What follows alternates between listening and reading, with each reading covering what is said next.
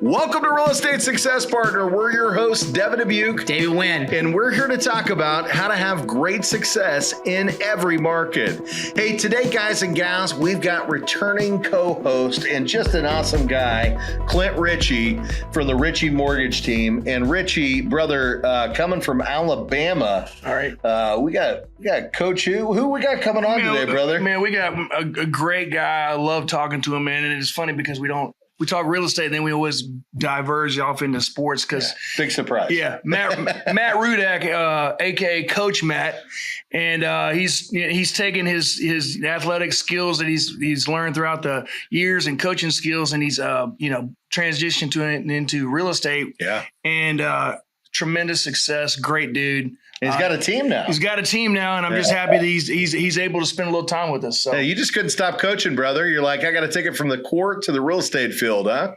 Man, it's the same thing. Coaching was phenomenal, but now I get an opportunity to coach in the real estate world. Like we say, we get to make a little bit of more money. We get to still help people out and service people. But at the same time, I still go back and I volunteer at my local high schools here because I just can't get away from those high school kids and helping them out with their life and just trying to get them where they need to be. Oh, man. Well, I think we talked about this, when we did the pre-podcast and, helping people become the best versions of themselves they can be. That's really what it's all about. I know why you love it because I'm a mortgage coach. You're a real estate coach and a basketball coach. And, there's something special about, taking the things that you know how to do and helping develop people. And maybe sometimes you see qualities in them that they didn't even know existed that you can help bring out of them to make them perform on a higher level. That's just a special kind of awesome, Yeah, I agree 100%. I think, it's like everybody needs a coach. I mean, look at all these real estate professionals these days, $1 million listing people, they don't have a coach because, they don't see the best thing in themselves. So we almost need somebody. We need somebody who's going to hold us accountable, but we do need people who will squeeze out the best out of us. And that's the best thing about, having coaches around for a lifetime. Brother, you're speaking to you're speaking our language. One thing that we know is that motivation will only take you so far, but motivation comes and goes, right? It's the daily disciplines, right? The non-negotiables, 100%. right? That spur, production and activity is a big part of that. And having a coach there to help make sure that they're helping press you and push you into doing the things to maybe sometimes take you out of your comfort zone and work yourself into your comfort zone so that you can actually get out there and become successful. It's important. And I think you mentioned it right now more than ever. We're in an industry where, business has changed a lot. If you reverse this back 2.5 years ago, and the folks that aren't doing the right activity, they're just not finding success. But brother, you're doing the right activity. Your team's doing the right activity. You guys are having amazing success. And I think that's because of your mentality. It's because of what you're doing out there, man. You're right, man. I mean, it's all about discipline. Listen, we can be motivated by little things, but can we stay disciplined enough every day, each day? Every morning, do we do our morning routine? Do we do all that, to get where we need to be? And you're right. I mean, business has changed big time. This has been a year. This has been a great year so far, but personally, I've had to work the hardest. In the last 4 years, this is the hardest I've ever worked. This is the hardest my team has ever worked.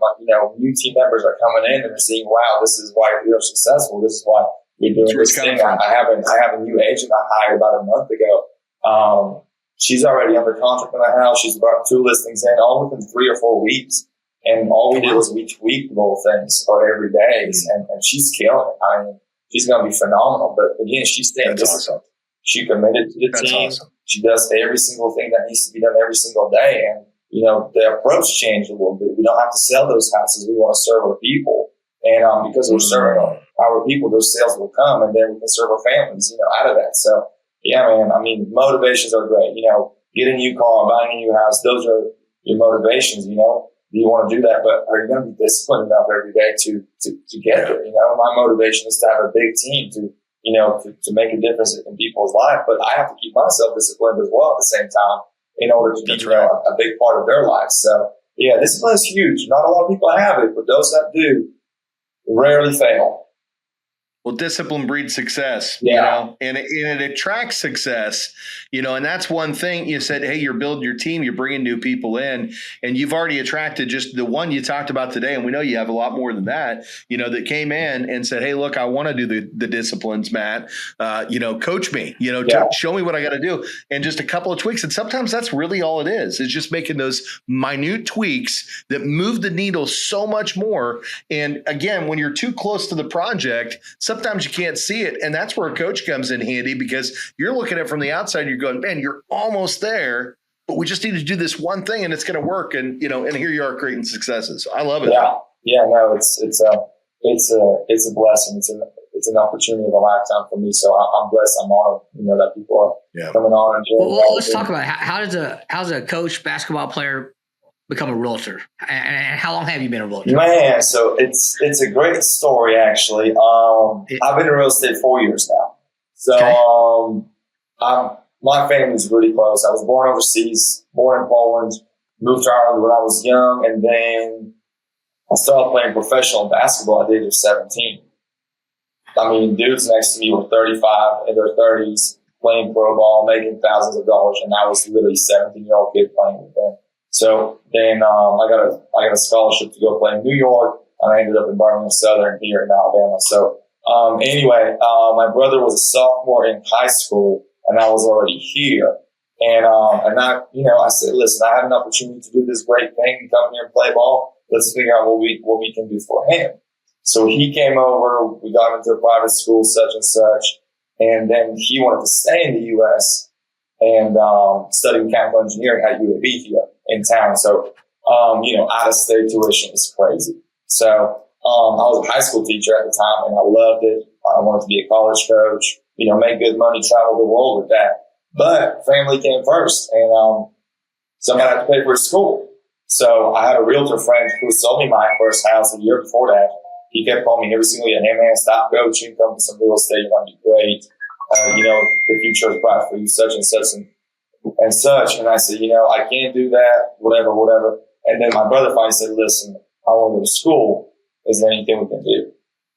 Well, I got my real estate license. He needed a $40,000 check for his freshman year at UAB. And I made like $92,000 my first 5 months as a realtor, not knowing a thing about real estate. Like literally, I picked up the phone, started calling everybody. I sold like $4 million worth of sales in the first 5 months. Awesome. Stayed disciplined every day. I mean, I was knocking things out, staying on the phone. And that's why I became a realtor. My motivation was my family. And my brother's got 1 year left to become a mechanical engineer. So that's what it's all about, I was blessed enough when I came to Birmingham Southern, I had a basketball scholarship. But at the Division III level where I played, they're called academic scholarships. So I had a family from New York where she paid the difference between tuition and my scholarship. So I was blessed. So it was an opportunity for me to bless somebody back. It just happened that it's my brother, So that's how I got into real estate. Let's unpack that. That's a great story. Yeah, wow. It's an amazing story. Amazing story. But we've got to unpack it a little bit because we talked about a lot, but there's one specific thing I want to touch on. So from professional basketball player to professional real estate agent, right? And, kind of thrown into it as, hey, I need to support my family.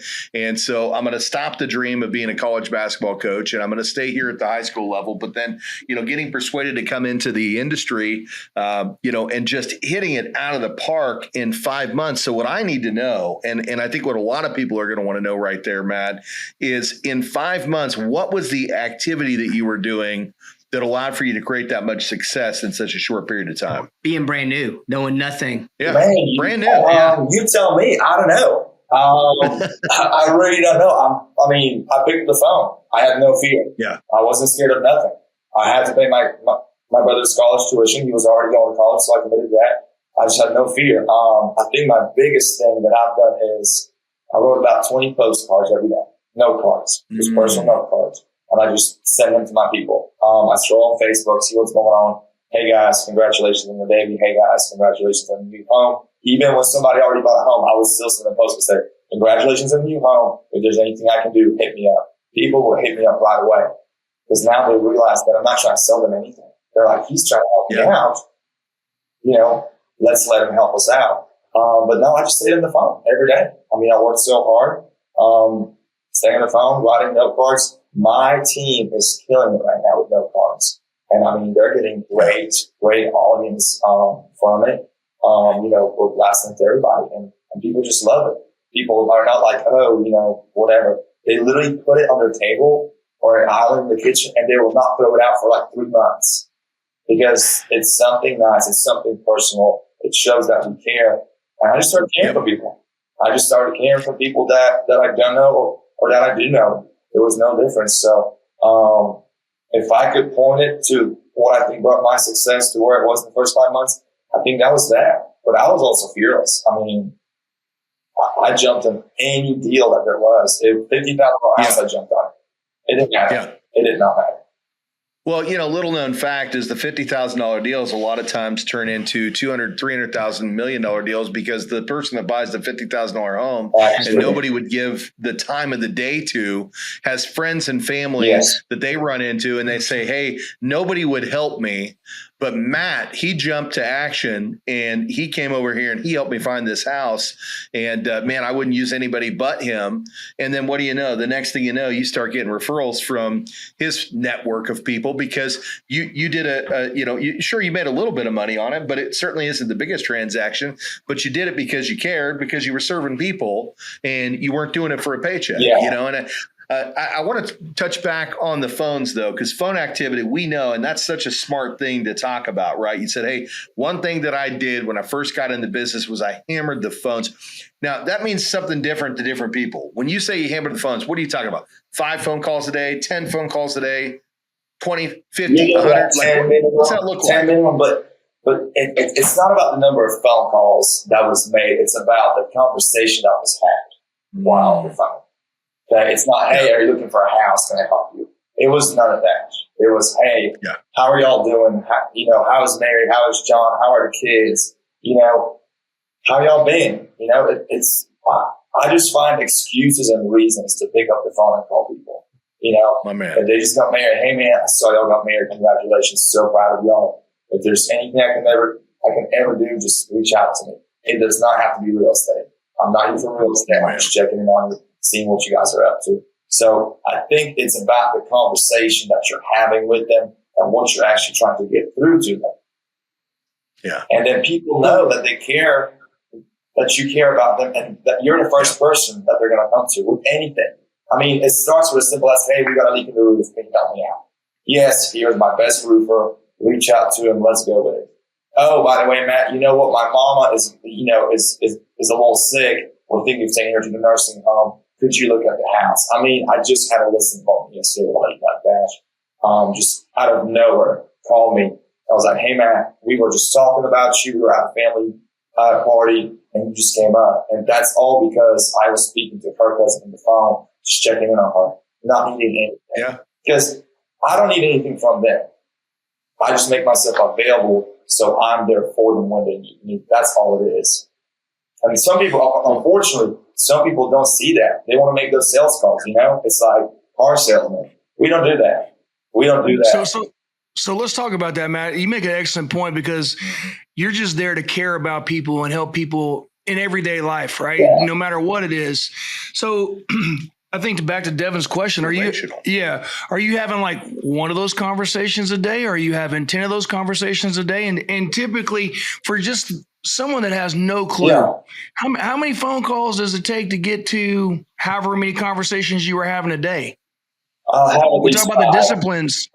I will have at least 5 check-ins in the middle of my day with somebody.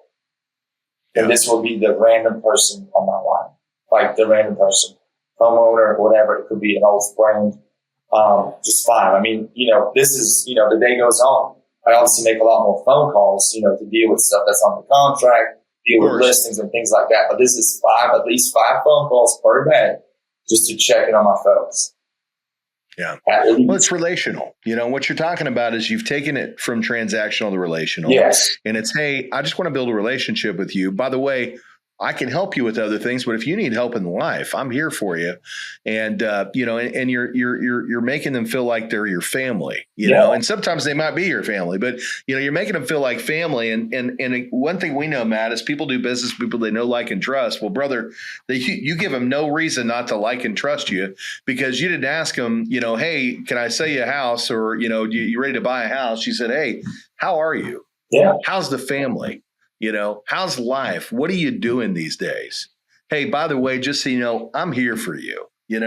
I mean, I don't know how we call, and again, 4 years in, and a lot of the times 4 years in, we're calling them rookies. Yeah. And I can tell you right now, I love to be a rookie, years, so please call me a rookie.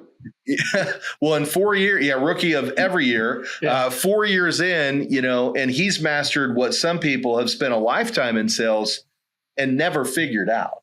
Right. Is that if you make it about the person first, right, and about the money second, the money comes because the people feel the genuine quality that you actually care about them. Yeah. That's exactly right. That's exactly amazing. right. The money will come. Matt, I have a question for you. Back to the postcard handwritten notes. There's actually a book written about that. Did someone tell you to do that, or you just started doing it? The guy that actually hired me, I joined a team when I first started real estate. So the guy that hired me gave me a bunch of cards, a stack of cards, and he said, just knock them out. So every new agent that I hire, their first gift, before they get a for sale sign, before they get a name tag, before they get a Matt Rudak group email, they get 100 postcards and they get return labels and they go to work. Yeah. What's the postcard say? Yeah. What's the postcard say? What's the postcard say? Like, what do I write in them? Well, is it just blank sided on both sides, or does it say thank you? Like, does one side say anything on it? It's literally a graphic of, like, for the fall we have a graphic of the leaves. For winter we have a nice little cozy home. It's just random postcards, and it's all about what we just put in them. But no, it's not a thank you note. It's not actually some of them have little motivational sentences on them, so I think that's really nice. But yeah, there's nothing special about them. Is it branded at all? Does it have the company name or logo? No. Yeah. We care about keep it you. as much away from the brand on note cards as possible. I almost don't want them to see my name on the postcard as a realtor. I just want them to see my name as Matt. I even sign them off as Matt. I don't put my phone number down, nothing.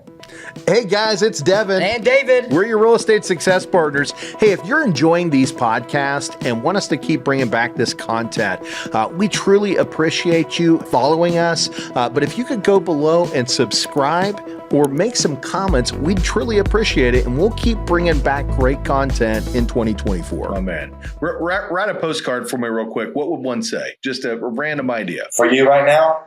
Yeah, sure. Well, let's write one to the lady I just had a listing with yesterday. Her mom's going to she doesn't want her mom to go to the nursing home.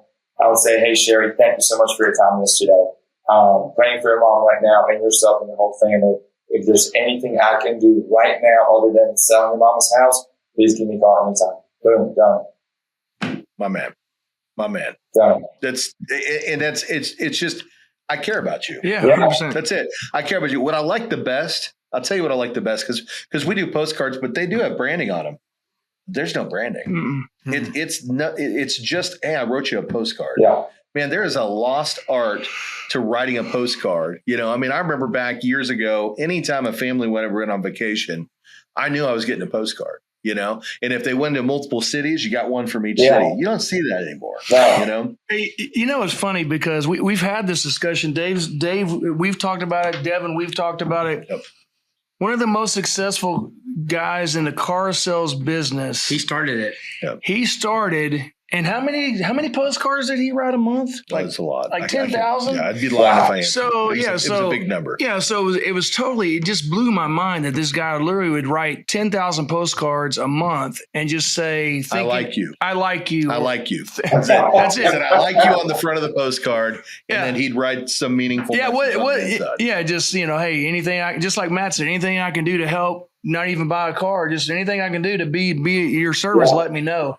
Yeah. And I think people, there's not enough of that in today's society. No. I think, just doing God's work or being a good steward, right? Just being a caring, thoughtful person.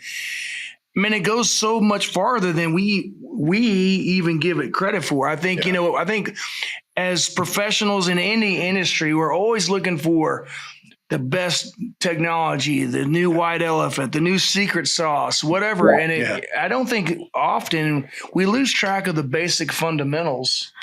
Touching people's hearts. Yeah, of just being there. And I think, Matt, just you bringing that up. Thanks for bringing that up, man, because I think it's a good reminder, especially to newer agents out there that, man. How about veteran agents? Yeah, just agents in general. I mean, in any industry, I think we just need to be more, do more God's work, be good stewards, and be caring and thoughtful, and be available, right, to help. So excellent point, man. I'm glad you brought it up. Yeah. Rookie of the year and veteran of the year, all at the same time. That's why he's Coach Matt. Look, Coach Matt, see? I love it, man. I love it. So, hey, Coach, real quick. So let's talk about this because I was like, Devin played football. I played baseball. Dave plays everything. So the question is talk about some of the disciplines and the things that you went through growing up playing basketball and that you brought from playing the to court, coach. The court to the business. To the business side of things, like, some of the disciplines and the motivations and, just the work ethic stuff that you brought. Talk about, how it's made you successful. Oh man, that's a big question. I think one of the biggest things, I'm not sure if it's going to answer your question correctly, but one of the biggest things I realized, I was always younger on the team. I always played up.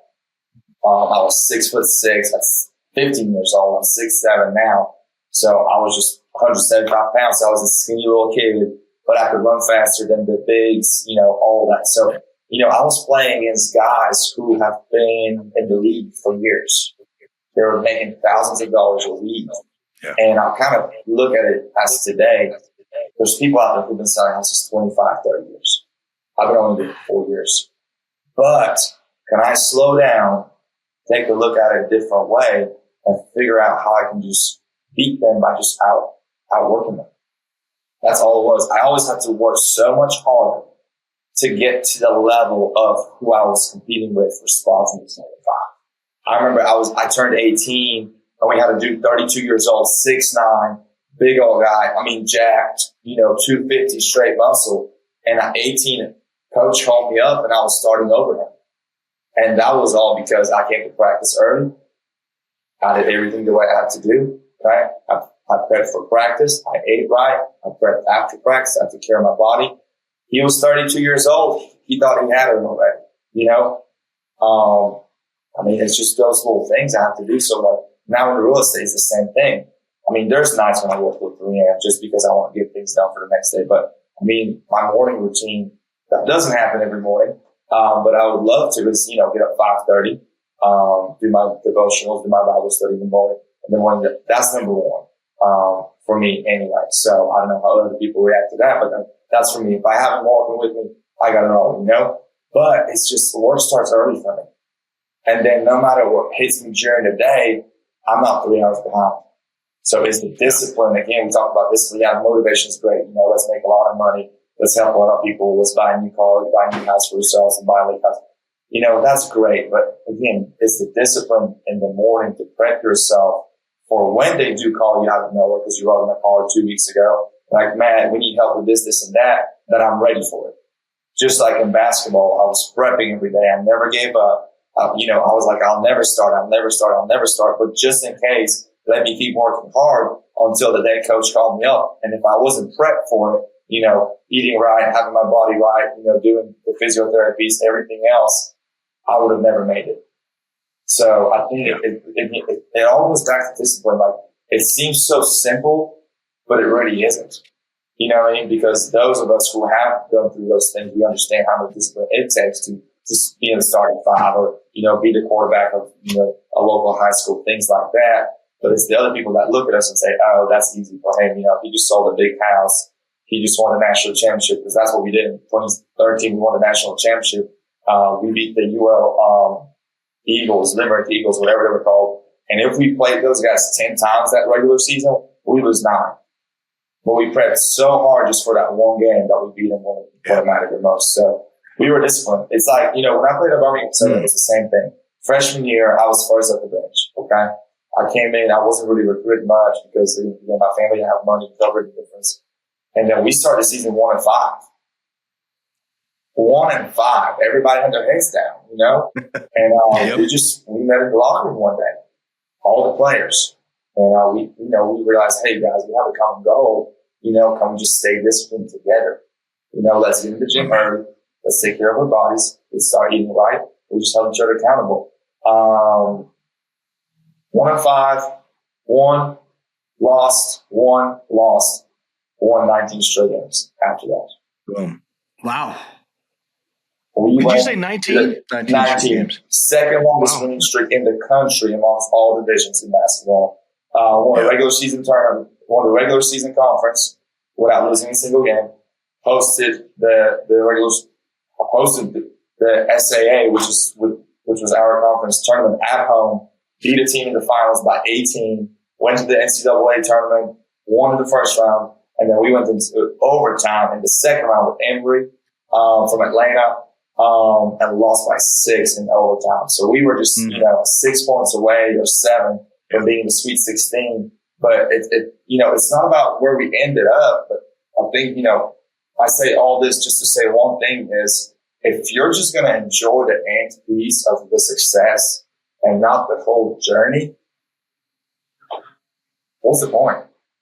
Yeah, you got to enjoy the process, right? Yeah, you have to enjoy it. Knock the mic you have to follow the process. Yeah. I mean, listen, we lost to Emory by 6. Guess who we played first game of the season? Emory. Guess by how many we lost? 35 points. Yeah. I airballed 2 threes and a free throw in my college debut. It was terrible. Not doing that again. Terrible. Yeah. So, all goes that to say, it's the little things that nobody wants to do, man. Nobody wants to write those cards. Oh, it takes time. I don't care. It takes time. Do it. Yeah. Just get it done. It's their non-negotiables. That's what he's talking about is the non-negotiables. Yeah. And what I heard when you said, Clint, how did you take what you learned on the courts, to the office?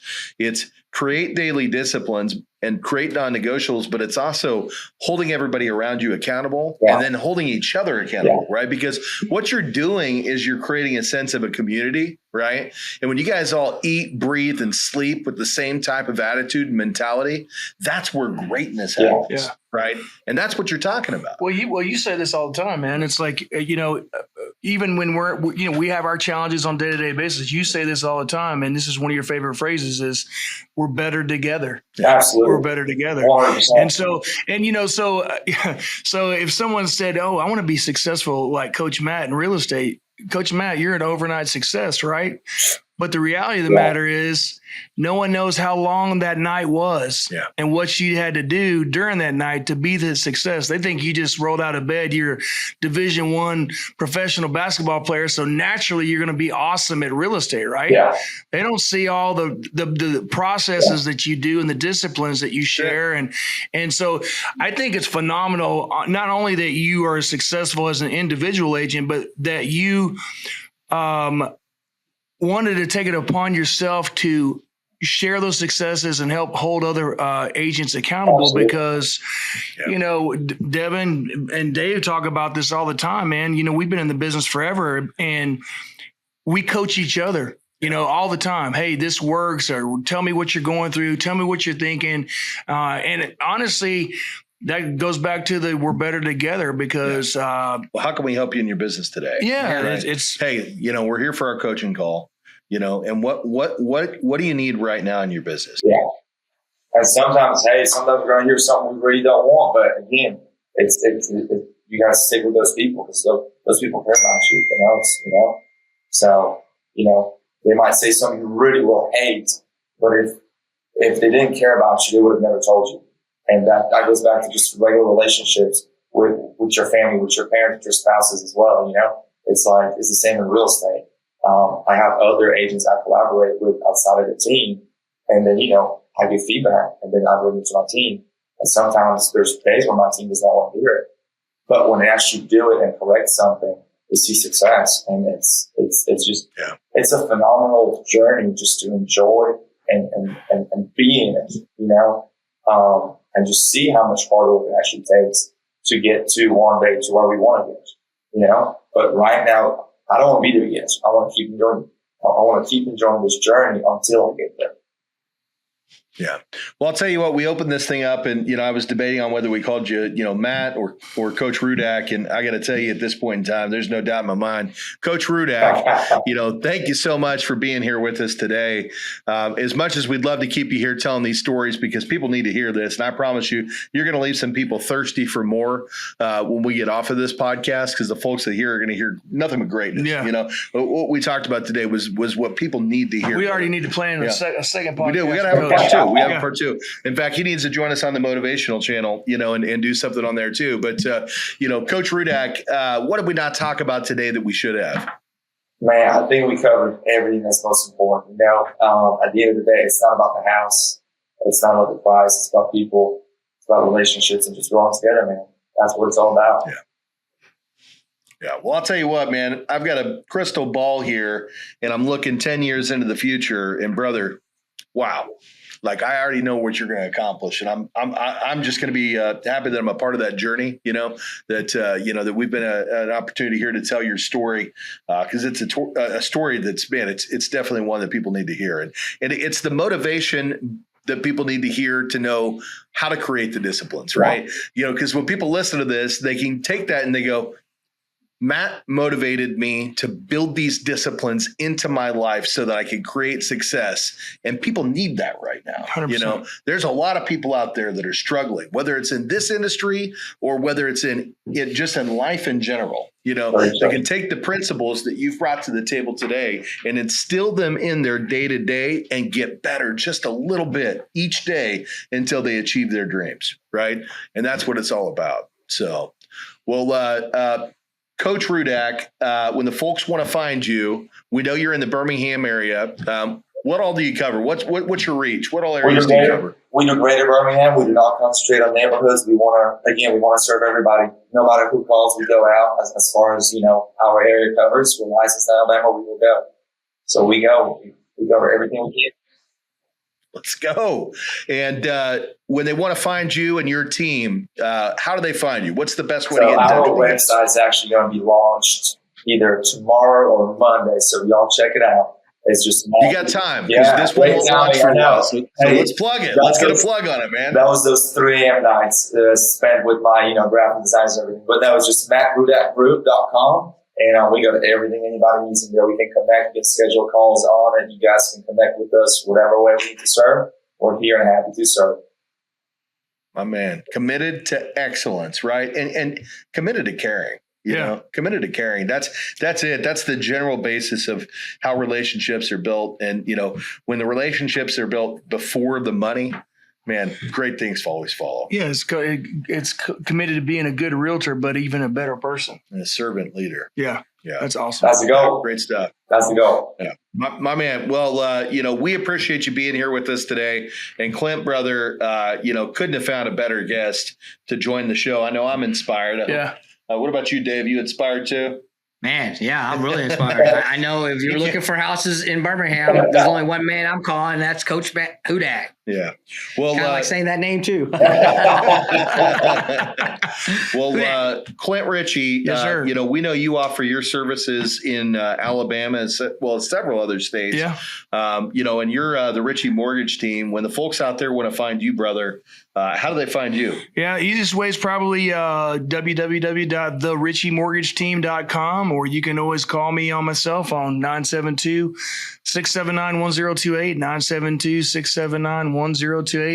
And like Coach Matt, I just want to help. It doesn't matter if it's mortgages or whatever. I just like helping folks. Well, you work with my team, and I know that's true, brother. Yep. So, we thank you for being here with us today as well. Hey, and if you're watching this, you just saw that information run right across the bottom of the screen. So make sure you jot that down and give these amazing, amazing individuals a call. But if you're not watching, you're listening in, go to the description in the podcast. You're going to be able to find that contact information. And I got to tell you this right now, whether you're a borrower that's looking to purchase your first home or purchase a home, or whether you're an agent looking to align yourself with a team that actually cares and is going to give you the coaching and the skill set to build an amazing business, give Coach Rudak and his team a call, because they're going to take amazing care of you. And again, it's all about the fact that it's about the relationship first. And I think that's the point that needs to be brought across here. We need more people out there that serve from the heart and not the pocketbook. And, Matt, yeah, that's definitely you and your team, brother. So thank you so much for being here. I appreciate it. Thank you. Thank you guys for the opportunity to be here with y'all. And, thank everybody that's, watching in and listening. And if there's anything we can ever do, we're out there for you. Yeah.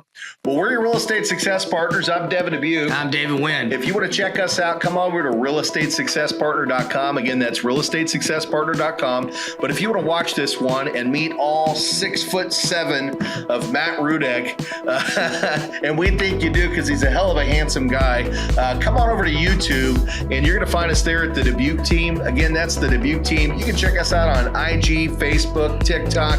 You'll find us on all the different handles. And hey, we'd love it if you comment. We truly appreciate those honest reviews. And until the next time, we'll see you then.